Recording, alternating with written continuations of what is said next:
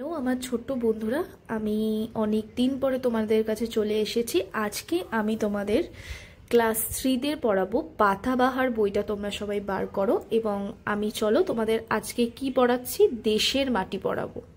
অবশ্যই কিন্তু তোমরা কি করবে, আমার চ্যানেলটাকে সাবস্ক্রাইব করে রাখবে। আরও নতুন নতুন ভিডিও নিয়ে আসার জন্য আমি অবশ্যই তোমাদের কাছে আসব। তো চলো আমরা কিন্তু এবারে কবিতায় চলে আসি। কবিতার নাম হচ্ছে দেশের মাটি। কার লেখা? সত্যেন্দ্রনাথ দত্ত।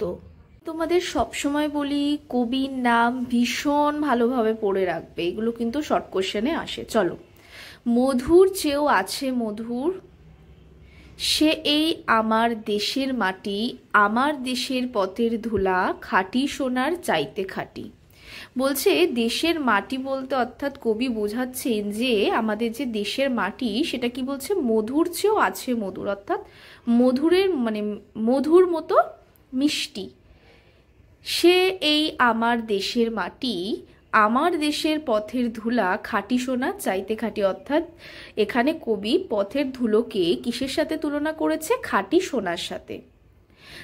চন্দনেরই গন্ধে ভরা, শীতল করা ক্লান্তি হরা, সেখানে তার অঙ্গ রাখি, সেখানেতেই শীতল পাটি। অর্থাৎ বলছে চন্দন, মানে এখানে মাটিটাকে কিসের সাথে তুলনা করেছে? মাটির গন্ধটাকে চন্দনের সাথে তুলনা করেছে। এবং শীতল করা ক্লান্তি হরা, সেখানে তার অঙ্গ রাখি, সেইখানেতেই শীতল পাটি। শিয়রে তার সূর্য এসে সোনার কাঠি ছোঁয়ায় হেসে, নিতমহলের জ্যোৎস্না নীতি বুলায় পায় রূপার কাঠি।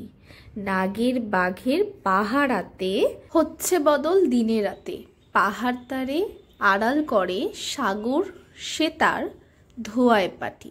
এখানে শিয়রে বলতে কিন্তু মাথার উপরে বলছে সূর্য এসে সোনার কাঠি ছোঁয়ায় হেসে। আমাদের কিন্তু যখন সূর্য আলো দেয়, মানে আলোটা কিরকম লাগছে, যেমন রংটা যেন লাগছে সোনার মতো। তারপরে বলছে নিতমহলের জ্যোৎস্না নীতি বুলায় পায় রূপার কাঠি। অর্থাৎ যখন রাত্রিবেলা হচ্ছে তখন যেন রূপোর মতো লাগছে। নাগের বাঘের পাহাড়াতে হচ্ছে বদল দিনে রাতে। অর্থাৎ কি বলছে এখানে কিন্তু প্রত্যেকটাই কি করছে, অনুমান করছে। আর বলছে মানে দেশের মাটিকে কবি যেন নানান ভাবে দেখতে পাচ্ছে, তাই না? তারপরে কি বলছে, পাহাড় তারে আড়াল করে সাগর সে তার ধোয়ায় পাটি। অর্থাৎ পাহাড় যেন আড়াল করছে সাগরকে, যেন ধোয়ায় পাটি। অর্থাৎ পাটি মানে ধোয়া, মানে ধুয়ে দিচ্ছে তার পা। পরে বলছে মৌল ফুলের মাল্য মাথায়, লীলা কমল গন্ধে মাতায়, পায়ে জোরে তার লবঙ্গ ফুল, অঙ্গে বকুল আর দোপাটি। নারকেলেরই গোপন কোষে অন্নপানি যোগায় গোষে, কোল ভরা তার কনক ধানে, আটটি শীষে বাঁধা আটি। তাহলে এখানে মৌল ফুলের মাল্য মাথায়, লীলা কোমল গন্ধে মাথায়, লীলা কোমল মানে হচ্ছে পদ্ম, পায়ে জোরে তার লবঙ্গ ফুল, পায়ে জোরে মানে হচ্ছে নূপুর, নূপুরটাকে বলেছে লবঙ্গ ফুল, অঙ্গে বকুল আর দোপাটি, নারকেলেরই গোপন কোষে অন্নপানি যোগায় কোষে, কোল ভরা তার কনক ধানে, আটটি শীষে বাঁধা আটি।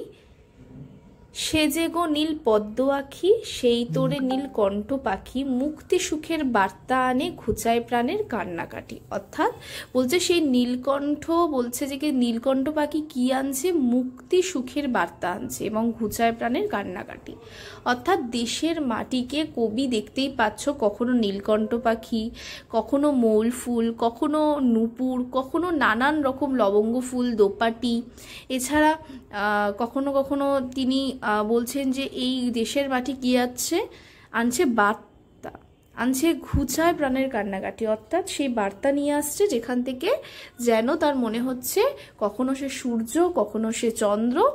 তো এটাই হচ্ছে আমাদের মূল আজকে দেশের কবিতার অংশ।